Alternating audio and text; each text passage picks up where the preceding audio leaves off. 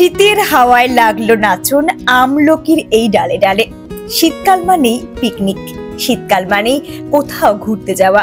বাঙালির ভ্রমণটা বড্ড বেশি জরুরি হয়ে পড়ে এই শীতকালে। একদিনের ছুটিতে ইটকাট পাথরের শহর থেকে মুক্তি পেতে কাছে পিঠে কি কোথাও ঘুরতে যেতে চাইছেন? তাহলে দেখে নিন কোথায় যাবেন। চলে আসুন এই সব জায়গাগুলিতে। তার জন্যই এই ভিডিওটি বানিয়ে ফেলা। চলুন দেখে নেওয়া যাক।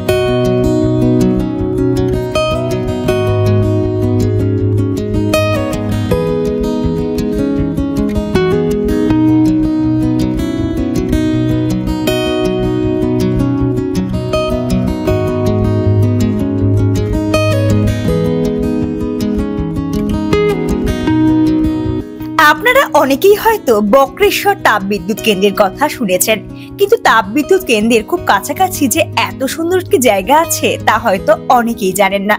এই বক্রেশ্বর ড্যামই নীল নির্জন ড্যাম নামে পরিচিত, যা বীরভূমের একটি পিকনিক স্পট।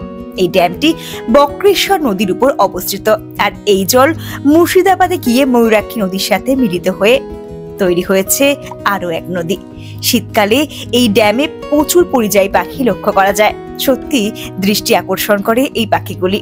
এখানে আরো আকর্ষণীয় যে বিষয়টি তা হলো এখানে রয়েছে এক টুকরো মিশর, আর মিশর মানে পিরামিড তো থাকবেই, আর রয়েছে রঙিন গাছের বাহার, যেখানে গাছ দিয়ে তৈরি করা হয়েছে দারুণ এক প্রজাপতি। এবং লম্বা ড্যামের মধ্যে হাঁটতে হাঁটতে যেন কোথাও নিজেকে হারিয়ে ফেলবেন। আর ছবি তোলার জন্য এটি একটি আদর্শ স্পট।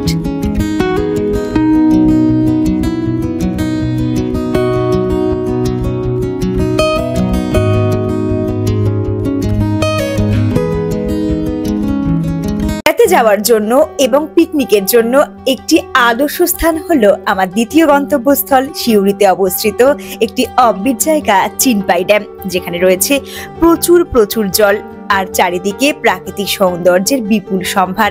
এখানে দেওয়ালে রয়েছে জামিনী রয় স্টাইলে পেন্টিংগুলির কালার জাস্ট দেখার মতো, মন জুড়িয়ে যায়। এবং রয়েছে কৃত্রিম ভাবে তৈরি ঝর্ণা দেখার জন্য আর পাহাড়ে যেতে হবে না, সিউড়িতেই সম্ভব।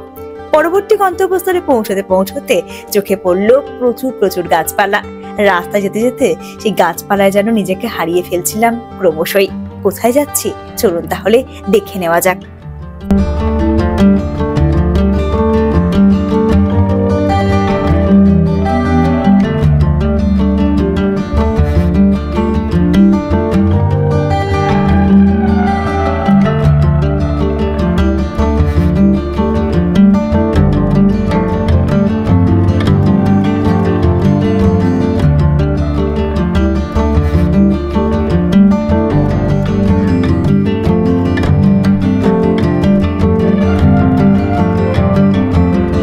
যদি আপনারা নীল জল পছন্দ করেন তাহলে নীলের টানে বেরিয়ে পড়তেই পারেন খুব পরিচিত এই জায়গায়। সেটা হলো ম্যাসাঞ্জোর ড্যাম। ঝাড়খণ্ডে অবস্থিত এই জায়গাটি যেন ভালো লাগার জায়গা। চারিদিকে নীলের সমাগম, কুয়াশায় মোড়া পাহাড়ের হাতছানি আপনাকে উপেক্ষা করতে কিছুতেই দেবে না। স্বপ্নের অবাধ বিচরণ ক্ষেত্র হলো ঝাড়খণ্ডে অবস্থিত এই ম্যাসাঞ্জোর ড্যাম। একদিনের সফরের জন্য এই জায়গাটা কিন্তু মন্দ নয়।